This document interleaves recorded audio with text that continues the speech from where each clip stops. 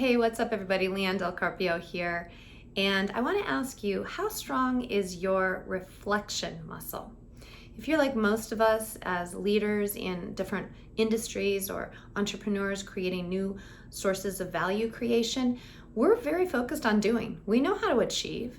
That ain't the underdeveloped capability here. We know exactly how to set a goal, take a look at the landscape, assess the changing conditions, be able to adapt, be able to pull on different levers, execute, reboot when we get kind of disrupted. All of these are well-known and well-practiced competencies. What may not be leveraged to the degree that it could be to help us evolve in these rapidly changing, uncertain times is reflection.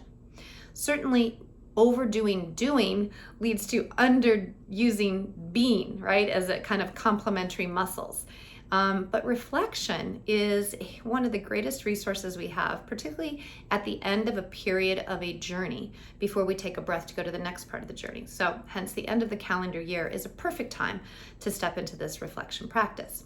So my clients and I, at the end of every calendar year, and actually I do this whenever I need to kind of reboot myself or reimagine or rethink the next leg of the journey. But I particularly love doing it for a couple of days in between the Christmas and New Year's holiday, because it's a time period that's just set for kind of cocooning and really thinking about what yielded the greatest success, but also what created the most obstacles for even greater evolution. And this is a reflection process that I call Creating an Amazing Year. It's based on the neuroscience of change. And my clients and I have been doing this for decades, actually, in some cases. I have a couple of clients who have been doing this with me for over 2 decades, and they swear by it. It's a process that just really helps you work with the brain instead of against the brain. Now, there's a whole detailed process, and you may have your own reflection process, but let me offer to you a couple of questions for reflection and a couple of tips on how to augment your way forward rather than slow down your way forward based on the neuroscience of change. So number one, take out a piece of paper or a journal, whatever you have where you can physically write things down, and get out of the office, get out of the house, get out of the day-to-day kind of environment that kind of shapes who you think you are, and go into nature, go into an expansive place, whether that's a mountain, a lake, an ocean, open field, whatever makes you feel expansive. Go to that place with the question in mind: what are my greatest accomplishments for 2021, for this year?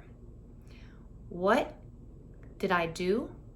What did I generate? What did I create? What did I accomplish? What did I achieve? And go for at least 20, ideally 50 things that you have accomplished, minimum 20, and just see how far you can go. When you really sit with this question, somewhere around, it varies for everybody, but somewhere around 12 to 15, people start to say, well, I don't know that I've accomplished much more. But if you really push yourself, you then can examine, well, what am I calling an accomplishment? Does it have to be something material? Does it have to be something measured? Is there a sense of progress that I've achieved?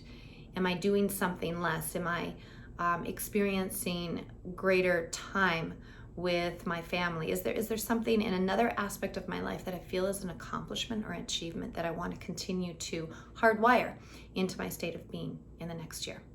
So that's question number one. Now you turn the page. Next question: what brought you the greatest happiness this year? And again, push yourself to go beyond the norm. There'll be immediately some things that come to mind.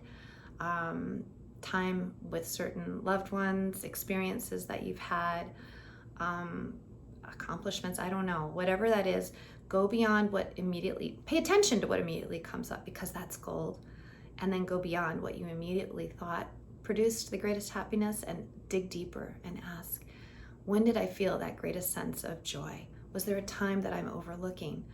What was going on then? And then you step back and with a deep breath, open heart, take a look at those two lists. To what degree are they aligned? Your greatest accomplishments and your greatest sense of happiness. To what degree are they interdependent? To what degree are they separate? And then, next page, question is, Were there any obstacles that got in your way of either creating more, generating more, accomplishing more, or experiencing greater happiness? Write those down. Those could be external obstacles, and we know we have a ton of those in the external world around us. So, there's no shortage of disruptions, changes, uncertainties, things that kind of hit us by surprise. So certainly those could have been some legitimate constraints or obstacles, at least initially. What about internally? What were the thought patterns, beliefs, feelings that you had in response to some of those external obstacles? And how did they either fuel your way forward or hinder your way forward? As you begin to reflect on the patterns available, this is where I want to offer a couple of tips. Just notice, hand on the heart, am I really experiencing these patterns that I see before me with self-compassion or self-criticism? It's so easy to go into self-criticism when we look at it. Damn, why did I get stuck in that thought pattern again? Honestly, I've had this thought pattern since 1979. Really? What is it going to take? Right? I can just hear kind of the talk track. I've heard it live with several different clients, and I can recognize it in my own brain because we all have that talk track. We go into self-criticism under the auspices of wanting to constantly improve, but in actuality, we're actually getting in our own way. And the neuroscience shows that we actually activate a couple parts of our brain that slow down our goal achievement. It actually leads to giving up on our goals. One is a part of the brain that has to do with self-inhibition, which essentially means I'm going to hold back from taking any actions because I assume that I'm going to have pain or fail, right, if I take that action. And then the second area has to do with self-punishment. Like I just feel bad about myself. I'm the kind of not good enough feeling. And as you can imagine, if you emotionally juice those thought patterns and we're hardwiring that part of the brain that limits our ability to take action and makes us feel less than great about ourselves, then the likelihood of us going after the next stretch goal is lower, and it kind of hardens us more into a fixed way of being.